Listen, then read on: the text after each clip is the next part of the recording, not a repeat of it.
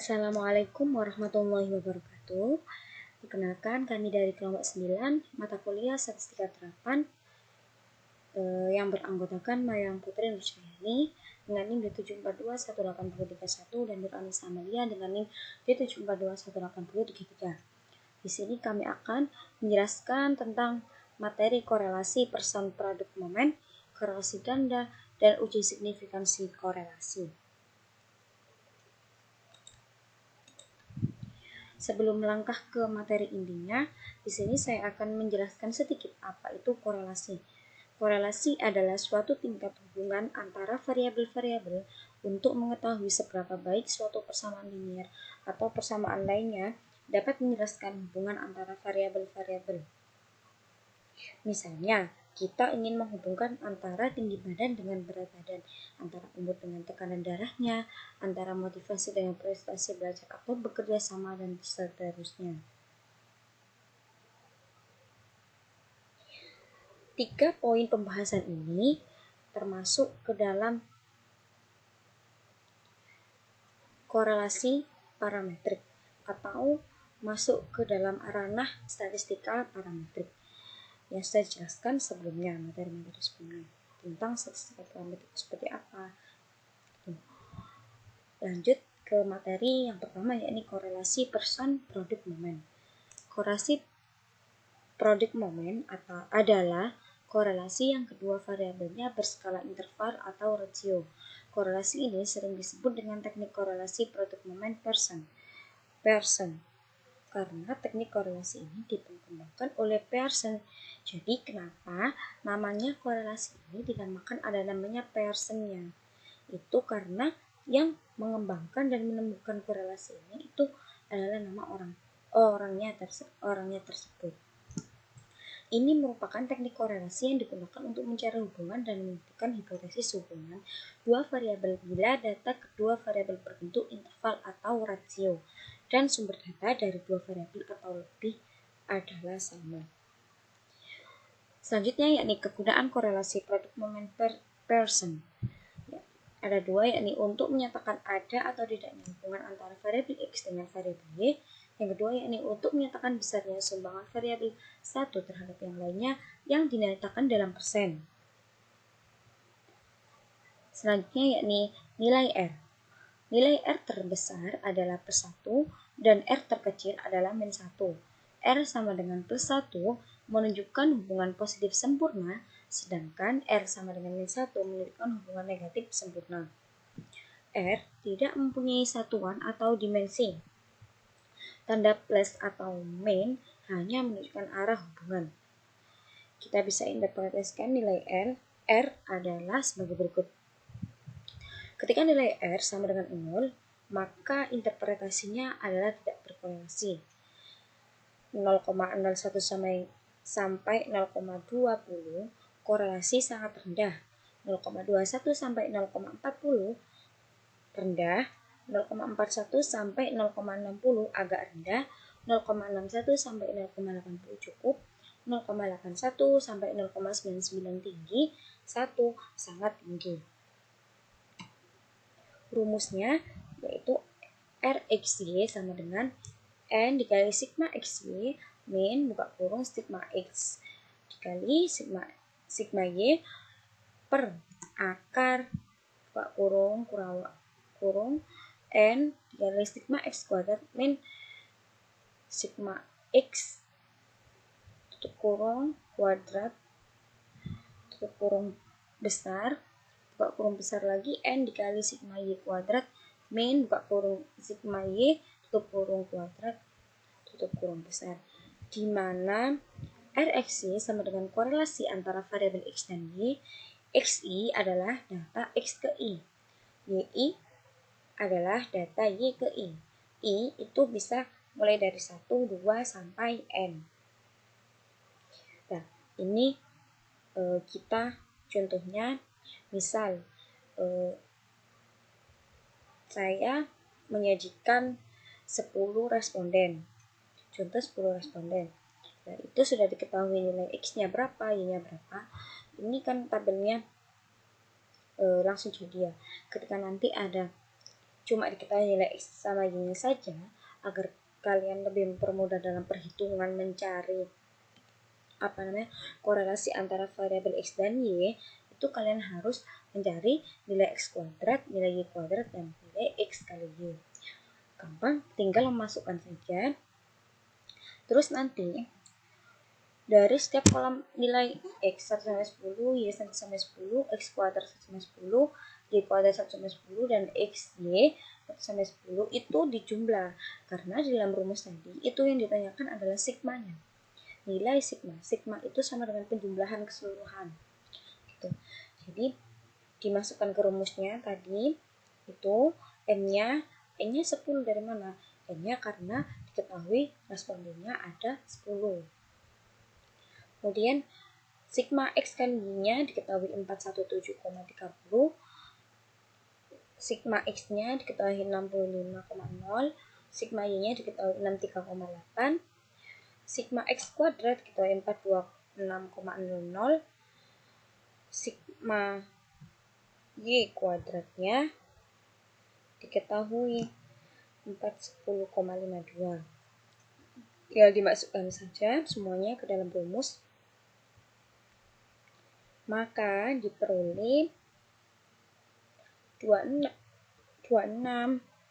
per akar 121,6, sehingga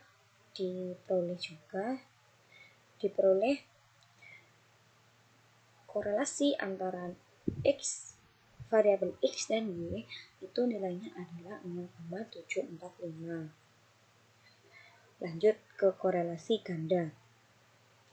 Korelasi ganda atau multiple correlation merupakan angka yang menunjukkan arah dan kuatnya hubungan antara dua variabel independen secara bersama-sama atau lebih dengan satu variabel dependen. Sebagai contoh penelitian yang berjudul Hubungan Tingkat Percaya Diri dan Motivasi Belajar dengan Prestasi Belajar Bahasa Inggris. Pada penelitian tersebut menanyakan hubungan secara bersama-sama antara tingkat percaya diri dan motivasi belajar dengan prestasi belajar bahasa Inggris. Korelasi ganda itu rumusnya seperti gambar seperti di situ ya. Rx1 X2Y sama dengan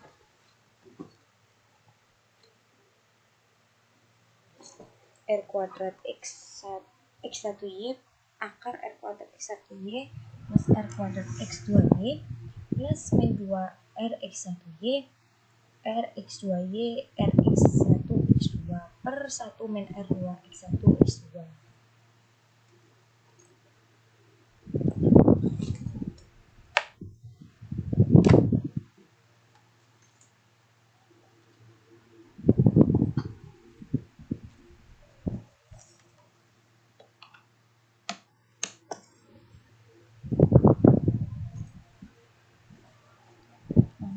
Tadi habis ambil case dimana RY X1 X2 itu adalah korelasi antara variabel X1 dengan X2 secara bersama-sama dengan variabel Y. RY X1 adalah korelasi produk momen antara X1 dengan Y. RY X2 adalah korelasi produk momen antara X2 dengan Y. Rx1 X2 adalah korelasi produk momen antara X1 dengan X2. Seperti ini langsung ke contoh saja. Dilakukan penelitian ada tidaknya hubungan antara tingkat percaya diri dan motivasi belajar dengan prestasi belajar bahasa Inggris kelas 10 SMA Tirta. Untuk keperluan tersebut, maka telah dilakukan pengembalian data terhadap 10 responden yang diambil secara random. Berdasarkan 10 responden tersebut, diperoleh data tentang hasil tingkat percaya diri yang disimbolkan dengan X1, motivasi belajar yang disimbolkan dengan X2, dan prestasi belajar bahasa Inggris yang disimbolkan dengan Y sebagai berikut. Nah, kita sudah memperoleh datanya. Di sini ada 10 responden sama diketahui nilainya X1, X2, dan Y.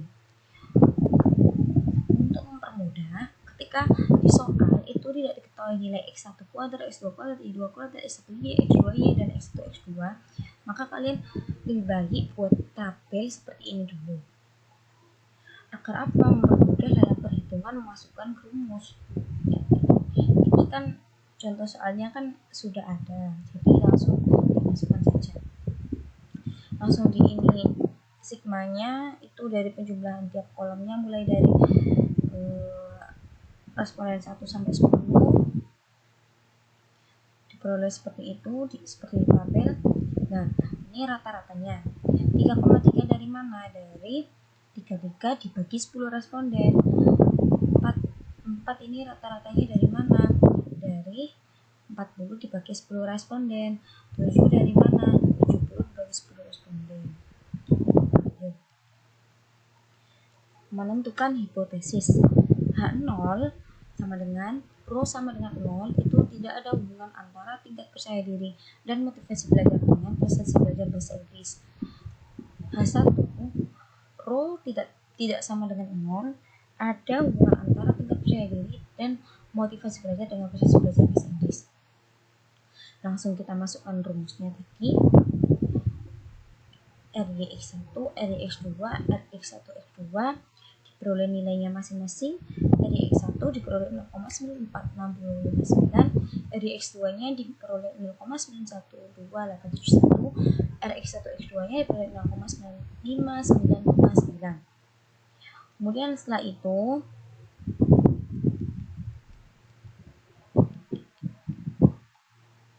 dimasukkan ke dalam rumus utamanya. Rumus utamanya yang sudah diketahui, RX1 itu nilainya tadi sebelumnya itu tinggal dimasukkan saja, maka diperoleh RYX1 X2 hasilnya adalah 0,946229. Hasil perhitungan dapat digambarkan seperti gambar tersebut. Ini akan ada keterkaitan. Uji signifikansi koefisien korelasi ganda. Ini rumusnya adalah F sama dengan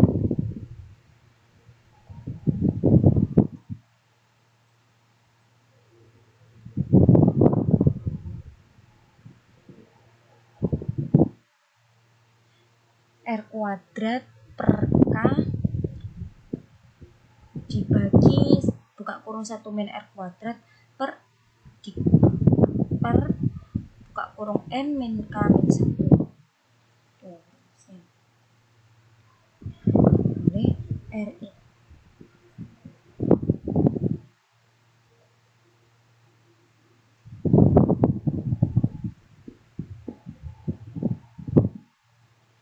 Jadi bisa dimasukkan R-nya adalah 0,94629 dikuadratkan jadi 0,447675.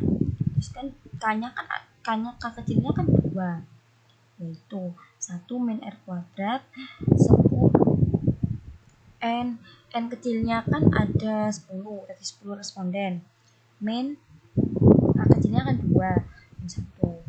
Ini hasilnya 0,447675 dibagi 0,01495 sama dengan 29,9446.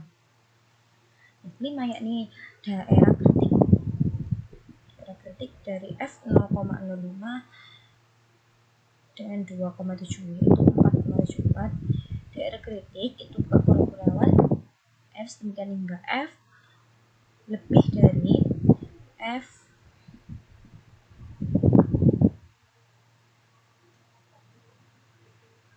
V1 V2 kurung, sehingga daerah kritiknya yaitu kurung kelawan F sedemikian hingga F lebih dari 4,74, sehingga nilai F-nya adalah 29,9446 elemen dari daerah kritik.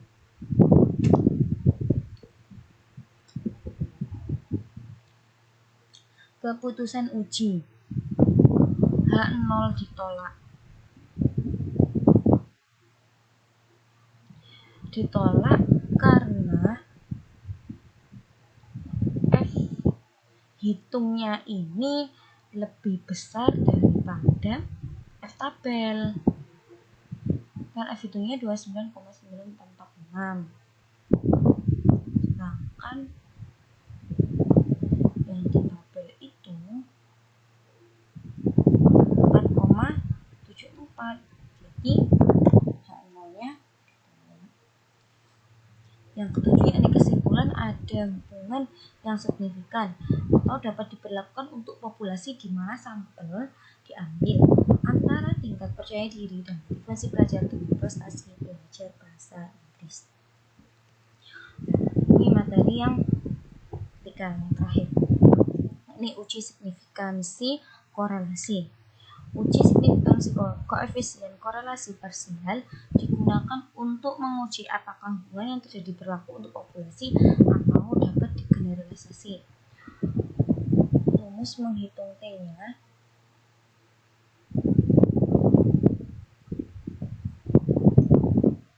yaitu R T sama dengan R akar N-2 per akar 1 min R kuadrat, di mana R adalah koefisien korelasi hasil perhitungan, N sama dengan jumlah sampel.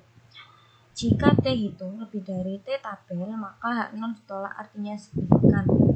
Jika T hitung lebih kurang dari T tabel, maka H0 diterima artinya tidak signifikan.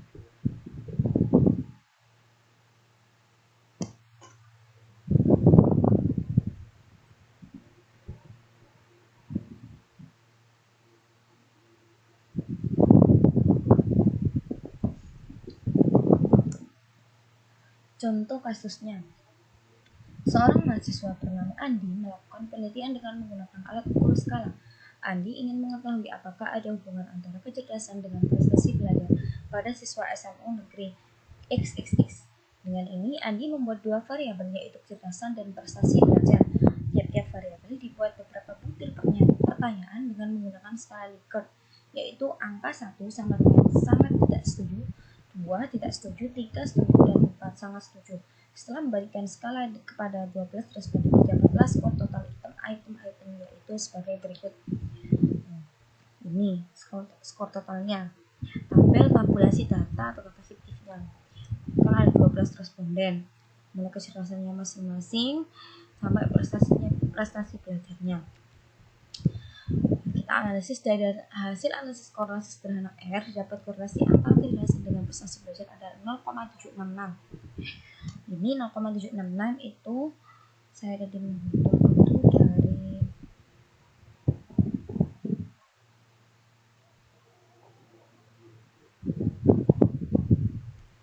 dari nilai dari sigma semuanya, nilai kecerdasan itu kan 355 dan prestasi belajarnya semuanya itu kan 626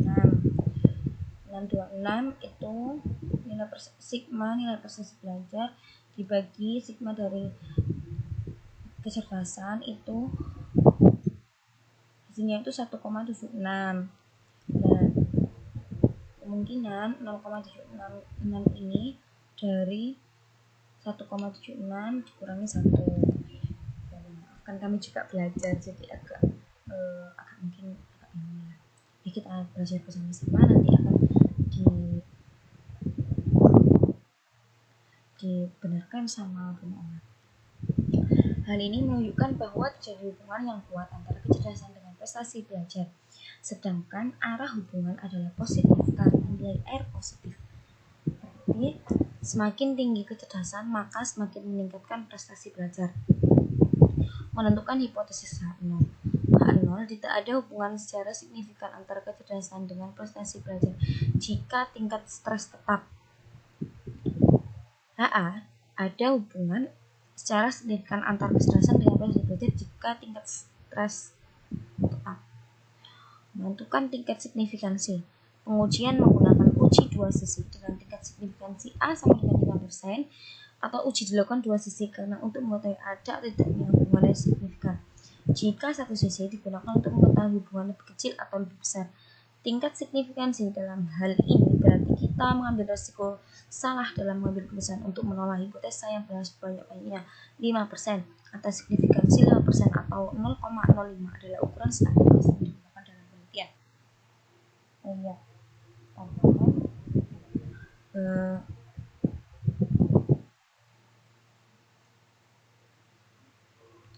di dalam bukunya Permaulan dari statistika terapan itu di contoh uji signifikansi korelasi itu kan di halaman 179 itu nilai 0,766 atau 0,765 itu termasuk taraf kepercayaan 99%. Nah, gitu.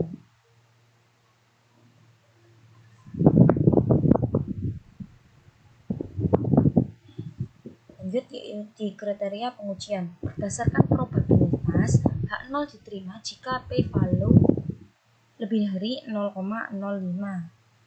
H0 ditolak jika p-value kurang dari 0,05. Membandingkan probabilitas nilai p-value 0,181 lebih dari 0,05, maka H0 diterima. Kesimpulan, oleh karena itu nilai p-value 0,181 adalah lebih dari 0,05, maka H0 diterima. Artinya bahwa tidak ada hubungan secara signifikan antara kecerdasan dengan prestasi belajar jika tingkat stres dikuatkan. Hal ini dapat berarti terdapat hubungan yang tidak signifikan, artinya hubungan tersebut tidak dapat berlaku untuk populasi yaitu seluruh siswa SNU negeri XXX, tetapi hanya berlaku untuk sampel. Jadi dalam kasus ini dapat disebutkan bahwa kecerdasan tidak berhubungan terhadap prestasi belajar pada siswa SNU negeri XXX. Mohon maaf apabila ada kekurangan dalam penyampaian materi dan apabila ada salah kata dalam pengucapan. Saya mewakili dari kelompok 9 mohon maaf yang sebesar-besarnya. Terima kasih. Wassalamualaikum warahmatullahi wabarakatuh.